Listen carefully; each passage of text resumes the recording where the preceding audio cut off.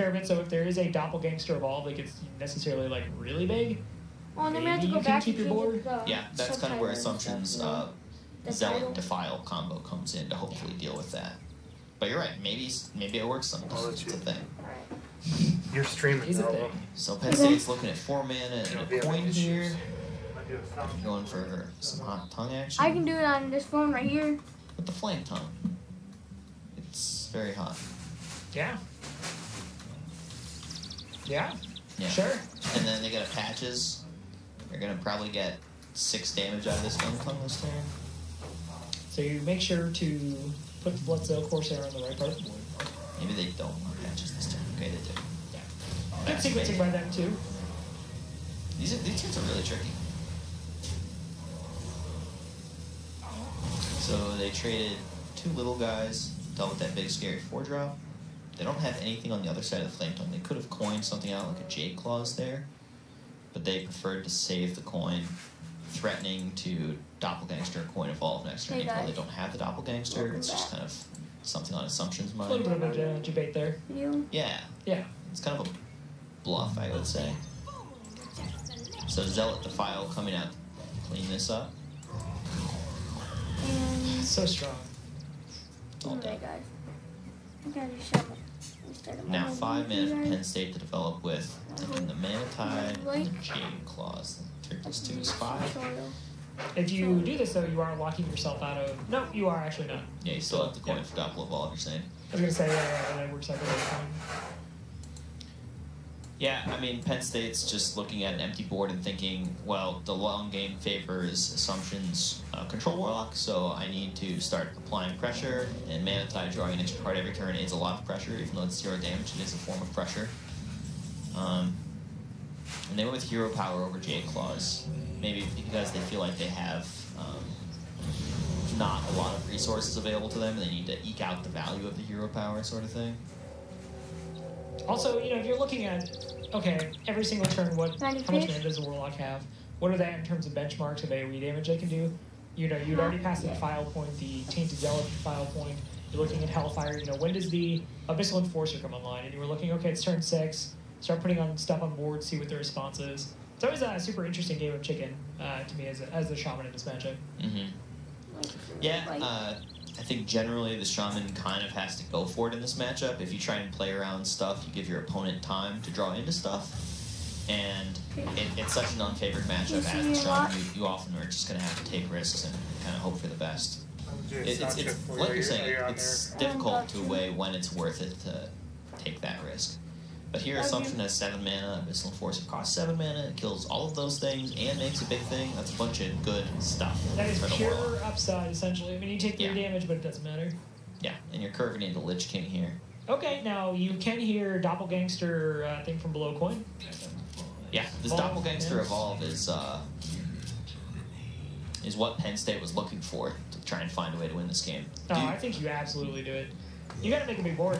Yeah, Hey, the only Todd? question is, do you do the thing from below with it? Like, do you want to make a 7-drop out of your 5/5? They say yes. I definitely do. Okay.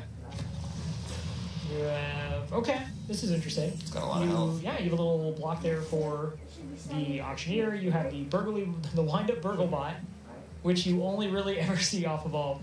Story about this, when we were in Shanghai for the Spring Championship, TJ, Admirable, and myself were interviewing players, and we were like asking a bunch of stuff about like, you know, their upbringing and everything. And yeah, just you were there, right? We asked you about wind-up Burglebot. No. What am I thinking? I've Buzzy? never been to China, It was Buzzy. actually. It was Buzzy we were asking Okay. about. Yeah. Wind up Burglebot though. And like half the players Got didn't it. recognize what it was. They'd never seen the card Is that before. you? Yeah. And like the only people who recognized were like, oh yeah, you get that on Shaman the ball. players. Yeah.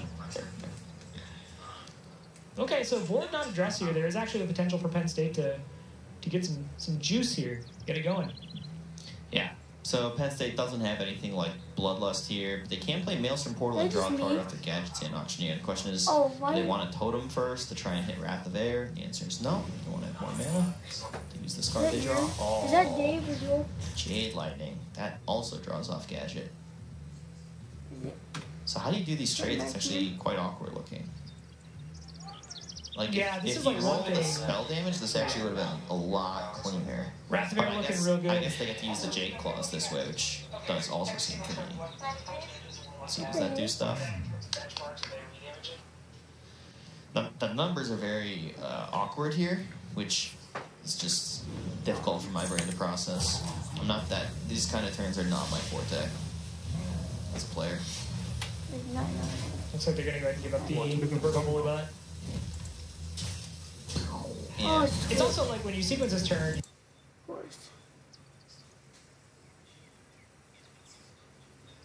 That's probably what it was, isn't it?